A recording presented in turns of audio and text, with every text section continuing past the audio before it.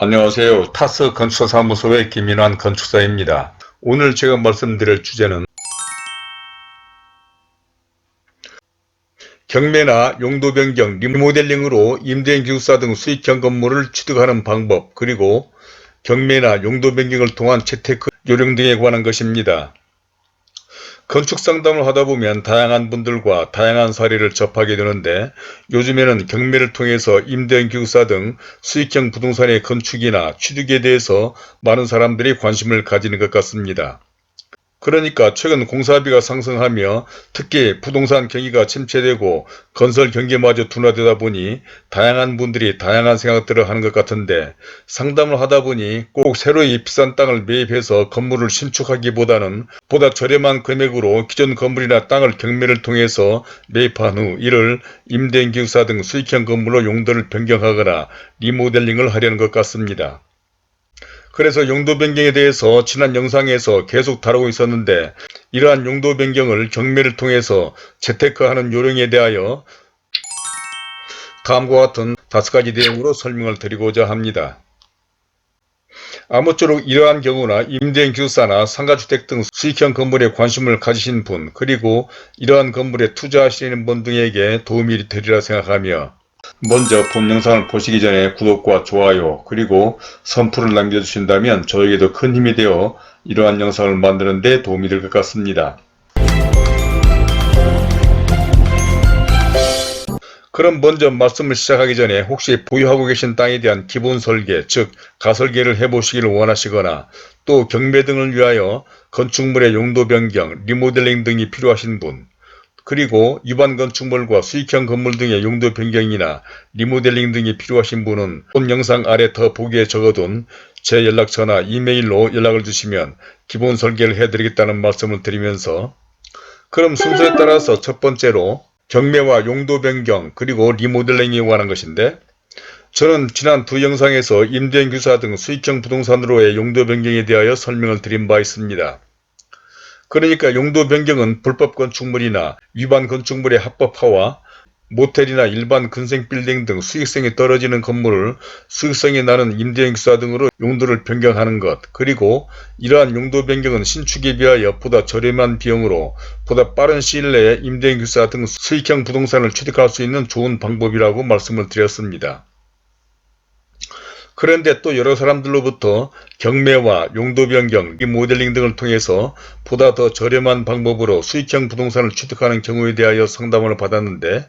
그것은 경매에서 아주 좋은 물건을 찾았는데 과연 그러한 건물이 자신이 의도한 용도의 건물로 용도 변경이나 리모델링이 가능하냐는 것이었습니다.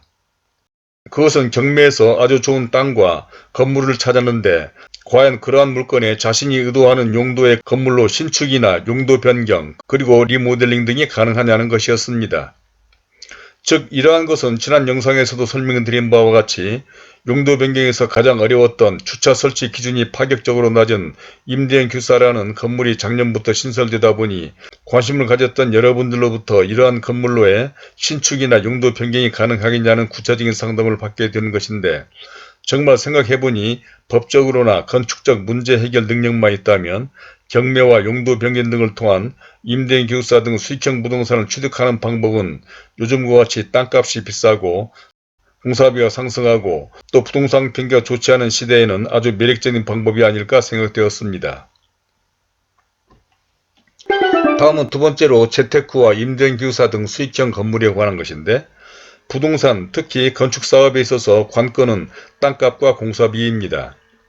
그러니까 총 사업비의 대부분을 차지하는 것이 이 두 비용인데, 얘기를 들어보니 경매는 경우에 따라 감정가의 50% 내외에도 취득이 가능하다니 그동안 새로이 땅을 매입해서 신축만 생각하던 저와 같은 건축 전문가나 시행사, 건설회사 등의 생각이나 사업구조에서는 특히 재테크로서는 이보다 더 유망하고 좋은 방법이 어디 있겠는지 의아할 정도가 아닌가 생각되었습니다.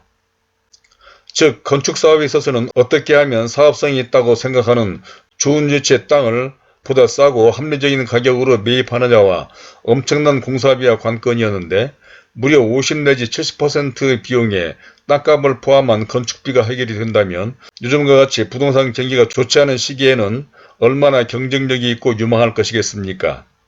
물론 그러한 모든 물건이 다 유망하고 사업성이 있기는 하겠습니까마는 만약 법적으로 문제가 없고 또 건축적으로도 신축이나 용도 변경, 리모델링에 어려움이 없다면 정말 유망하지 않을 수 없다고 생각이 드는데 결국 전국 각지의 수많은 경매 물건 가운데 옥석을 어떻게 잘 가려내느냐가 관건이 아닐까 합니다. 그러니까 실제 여러 건의 임대인 기획사에 관한 신축이나 용도 변경 업무를 하다 보니 지난 영상에서도 설명드린 바와 같이 만만하지 않기는 하지만 그 가운데서도 어떤 건물들은 다행스럽게도 잘하면 건축적으로는 해결 방법이 있을 것 같고 또 그런 정도 비용이라면 경매를 통해서 워낙 낮은 금액으로 취득을 했기 때문에 웬만한 위치의 물건이라면 수익성이 나오지 않을까 생각해서 오늘 이런 말씀을 드리고 있는 것입니다. 다음 세 번째로는 경제 상황과 수익형 부동산의 경매에 관한 것인데 요즘은 모든 상황이 다 좋지 않은 것 같습니다. 경제는 어려우며 분양 등 부동산 경기도 좋지 않은데 유독 물가는 비싸고 공사비마저도 많이 올라 경제와 건설 경기 모두 다 어려운 것 같습니다. 그런데 이야기를 들어보니 오히려 경매는 이런 때가 더 좋다고 하고 유망한 물건들이 많이 쏟아져 나온다니 특히 또 중요한 것은 대부분의 경매인들이 아파트나 빌라 등 주거용 건물에 관심이 있고 땅이나 건물이 있는 물건은 가격도 그렇기는 하지만 건축이나 개발이 수반되다 보니 어렵다고 판단하는지 경쟁이 심하지 않다는 것입니다. 그러니까 이러한 물건은 유찰이마나 옥석만 잘 가린다면 이렇게 어려운 시기에 다른 무엇보다도 재테크로서는 아주 유망하다는 것인데 이러한 물건을 잘 활용하는 방법으로는 첫째로는 그러한 물건을 보다 낮게 경매받아 적당한 이익을 붙여서 매각해버리는 방법이 있겠고 또 두 번째로는 이러한 물건을 임대인 기숙사 등 수익형 건물로 건축 허가나 용도 변경 허가를 받아 매각하는 방법도 좋다는 것입니다.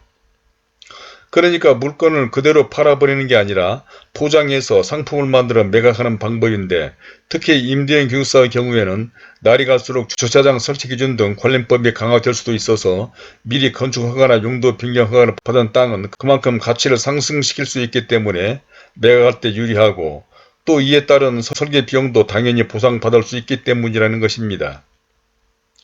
다음으로 세 번째로는 경매받은 물건을 임대인 기숙사로 건축을 해서 매각을 하거나 직접 임대사업 등을 하는 경우로 일종의 디벨로퍼 즉 개발사업자로서 시행사업이 되어 더 많은 수익을 창출할 수 있는 방법이 있다고 하는 것입니다.